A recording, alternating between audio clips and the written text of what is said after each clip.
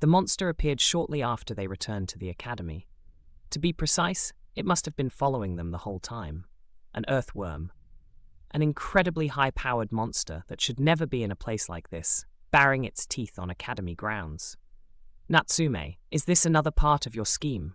Miss Oka confronted Hugo in a rage. Don't look at me. If they planned anything like this, nobody told me. Hugo looked genuinely panicked. For once, he wasn't lying. The criminals Hugo had hired admitted the truth. A summoner among them had contracted the worm as an ace in the hole for their plan. But it was too strong. The creature refused to obey, and now it was loose on school grounds. Shun resisted the urge to slap his forehead. What kind of idiot summons a monster they can't control? The worm flexed its sharp claws and beat its massive tail. Students and teachers participating in the exploration exercise tried to intercept it, but the difference in power was obvious. Shun appraised it. Stats all around 2,000. Incredibly powerful, even for a worm. Well, doesn't this look great? Faye communicated her unease through telepathy. At this rate, we'll all be killed. I have to help. Wait, I won't allow that. It's too dangerous. Miss Oka tried to hold them back, but Shun couldn't ignore people being injured right before his eyes. He shook Miss Oka off and ran toward the worm. Katia, Sue, and Yuri followed. Shun prepared magic as he ran, a water spell learned in class. The sphere flew toward the worm, then disappeared as if evaporated just before impact. It has imperial scales. The advanced skill didn't just increase defense, it interfered with magic spell composition, making both magical and physical attacks difficult to land. Students, get back, a teacher yelled. But Shun couldn't stop. He ranked among the strongest people here. He couldn't back down just because he was a student. Sue, back me up! They released water magic simultaneously, the spells combined in mid-air. Like Shun, Sue's highest aptitude was water magic. Together, they might be strong enough. This time, the water shot hit the worm's body without scattering. The worm roared in discomfort. Not much damage, but they'd penetrated its defense. Following their lead, other teachers and students started combining spells. Katia and Professor Ariza showered the worm in fire magic. When it shrunk away, close combat specialists pushed in for the attack. Just as Shun started feeling hopeful, the earthworm stretched its neck, preparing a breath attack.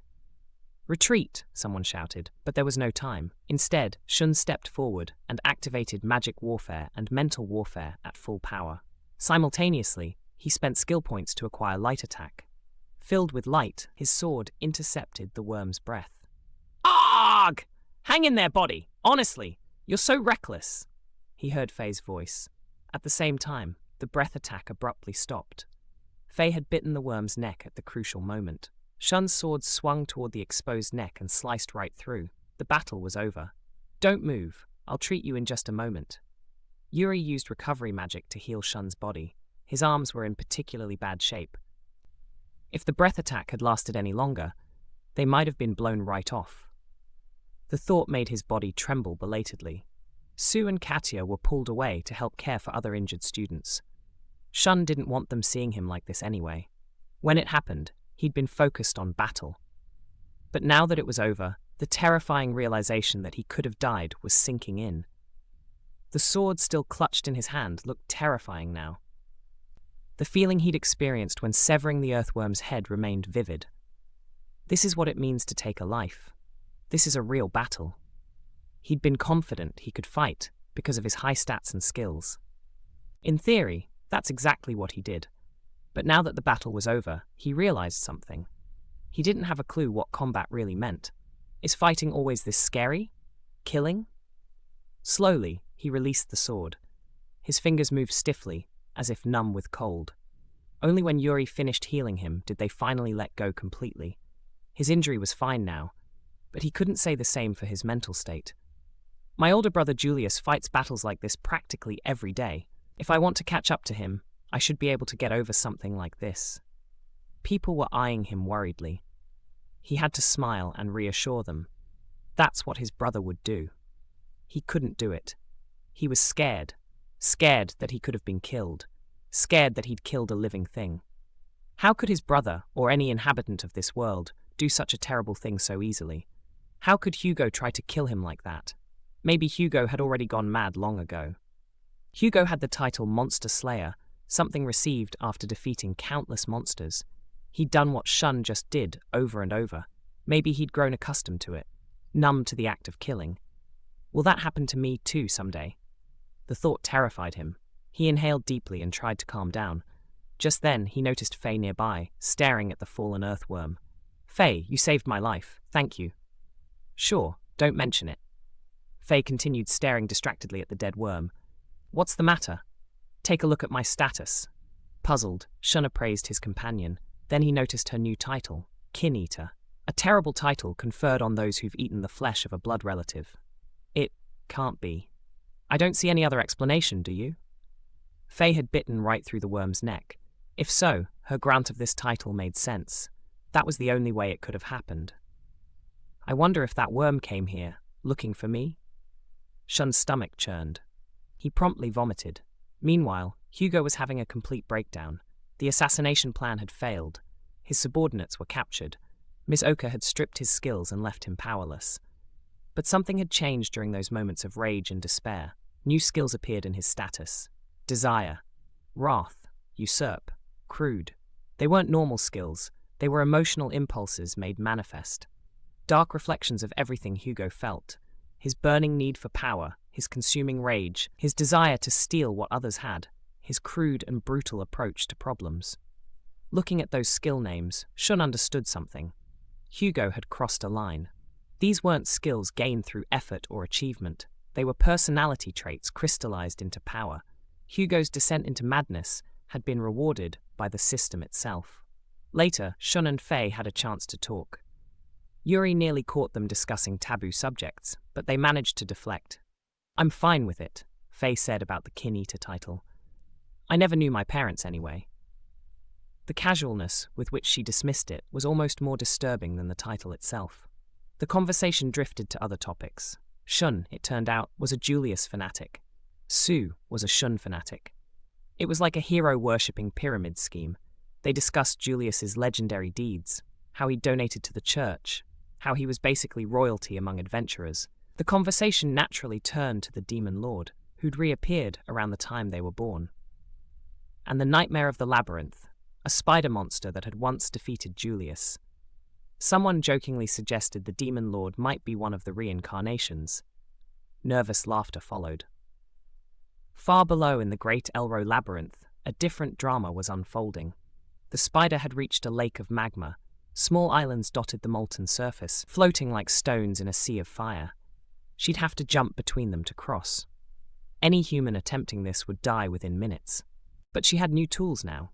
Evil eye abilities, magic warfare, and finally, actual magic she could cast. She'd even acquired paralyzing evil eye because petrification was too slow for her liking. She jumped onto an island, ready for a fight. Surprisingly, it was peaceful. She actually hoped something would attack, purely for food, of course. Then a fire worm appeared. It was even more evolved than the catfish worm she'd fought before. Stats that dwarfed hers. Imperial scales that could dissolve her magic. A full array of fire attacks, her glaring weakness. Worse, it had cooperation and leadership skills, commanding an army of monsters that surrounded her. The worm had brought friends, seahorses, eels, all fire-based creatures that thrived in magma. They moved with coordinated precision, cutting off escape routes and creating kill zones. This wasn't just one strong enemy. It was a tactical situation where she was outnumbered and outgunned. She immediately decided to run. She jumped to another island. The previous one erupted in flames.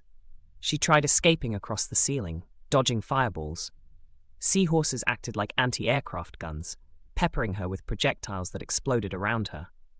She used Poison Shot to counter some attacks, her magic brain working independently to calculate trajectories while her body brain focused on movement. Information brain coordinated everything, processing the flood of data from detection. But eels blocked her path forward. They'd anticipated her movements. Trapped, she invoked magic warfare and mental warfare, unleashing poison fog to weaken the monsters. The noxious cloud spread across the battlefield, forcing enemies to either disperse it, exposing themselves, or fight through it. Her scythes bisected seahorses left and right. Each kill bought her a few seconds of breathing room. But the fireworm kept up relentless pressure, its fireballs precise and devastating. Then disaster struck. She started molting. Of all the times for her body to decide on a wardrobe change, it chose the middle of a life-or-death battle. Her exoskeleton loosened. Her movements became sluggish. She was vulnerable. An eel landed a direct hit with a fireball, sending her crashing to an island. Pain exploded through her body. She could feel perseverance activating. Her HP dropped to 1, and her MP started draining to keep her alive. Another eel charged, covered in flames. In desperation, she used rot attack on her scythe and killed it in one blow. The eel's body decomposed rapidly, flesh sloughing off in seconds. She leveled up repeatedly. 3 eels and the firewyrm remained. A new title appeared, Wyrm Slayer.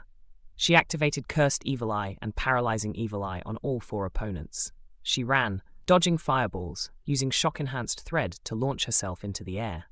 The eels fell victim to Paralyzing Evil Eye, frozen mid-attack.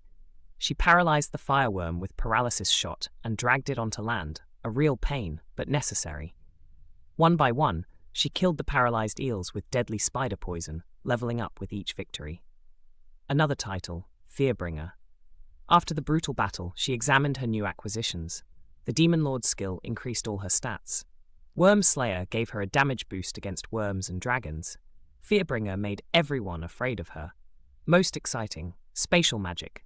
The level 1 spell was Coordinate Designation, which seemed useless for now, but her magic brain could work on leveling it up.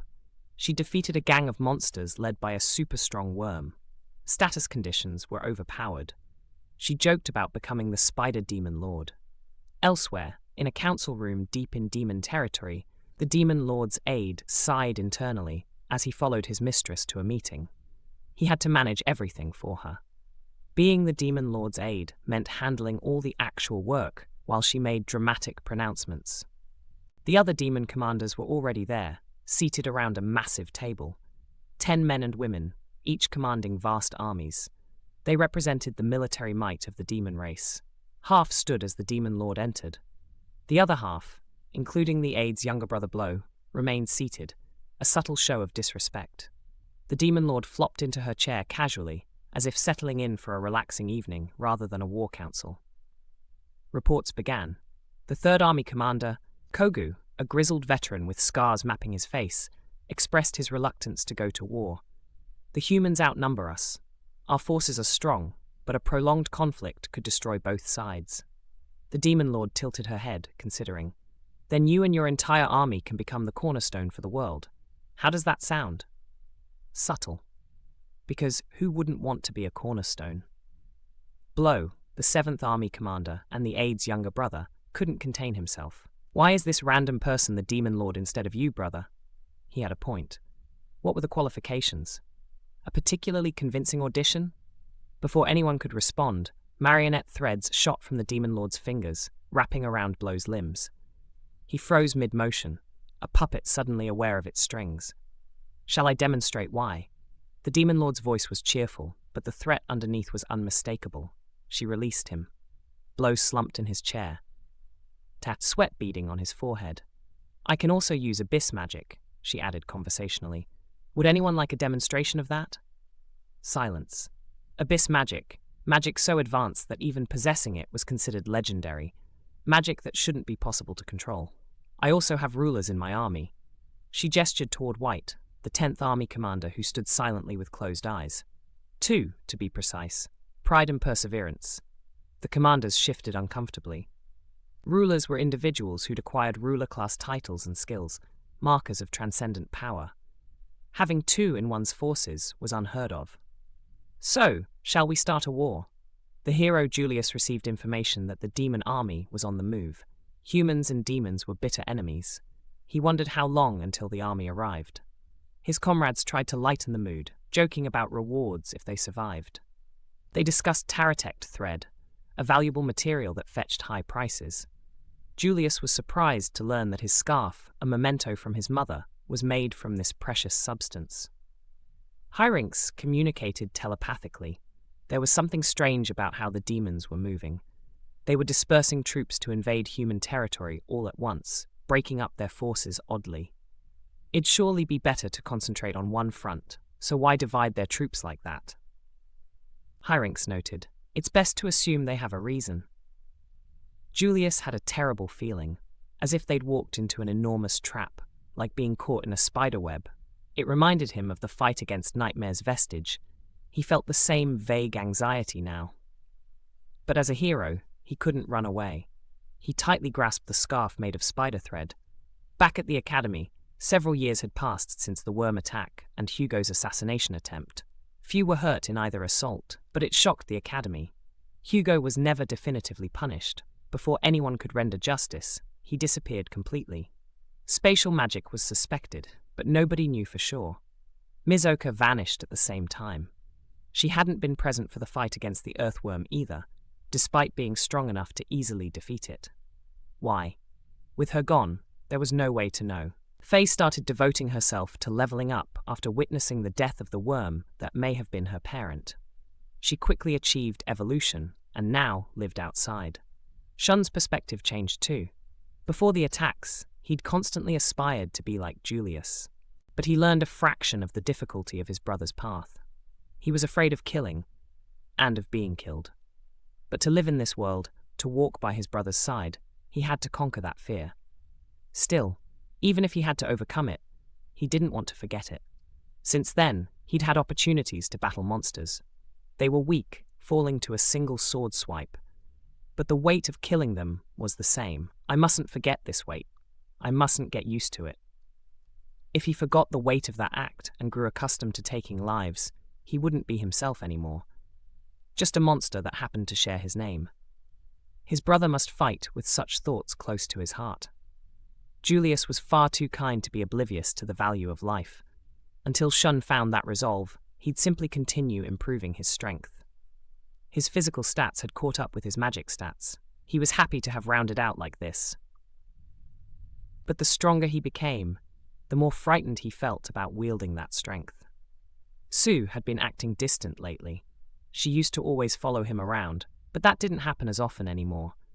Katya had become strange too, seeming to put distance between them bit by bit. Only Yuri hadn't changed, still zealous about converting people to the word of God. So even if there had been a few small changes, Shun's life remained pretty peaceful. Until a voice shattered that peace. Condition satisfied. Acquired title. Hero. Huh? His confused mutter echoed through the classroom. What is it, Schlane? Professor Ariza asked politely, but the words didn't register through the chaos erupting in Shun's mind. The hero title was only held by one human in the world at any time. Shun knew very well who that hero was supposed to be. Once you acquired a title, you could never relinquish it for as long as you lived. As long as you lived. There was only one explanation. The blood drained from his face. That could never happen to his brother. But that title obdurately revealed the reality. On this day, a hero had died, and a new hero was born. The Demon Lord held a white piece of fabric in her hand, a white scarf that until recently was worn by a hero. White, take a look at this. Apparently, it's made of spider thread. The 10th Army commander kept her eyes closed, but turned her face toward the scarf. I heard it traded at a high price among humans, but can you believe the hero was wearing it? Unreal. The Demon Lord fiddled with the white fabric absently, then suddenly became still. Her expression contained the innocent glee of someone who just had a great idea. To anyone else, it looked like a wicked smile. Wasn't the hero's younger brother a reincarnation? Let's give this back to him. She imbued magic into the scarf. A little present for the hero's little brother, full of the Demon Lord's divine protection. Pretty slick, don't you think? White remained silent, offering no response. Ah, I'd love to see the look on Yamada's face when he gets this. Picturing it, a malicious grin spread over the spider Demon Lord's face. An administrator watched from beyond, an evil god, pleased by the dramatic reaction to wisdom. Looks like she's taken a liking to it. It's so nice seeing a present well received. Our special little spider will put wisdom to good use. Even with your mind divided, you can stay surprisingly calm.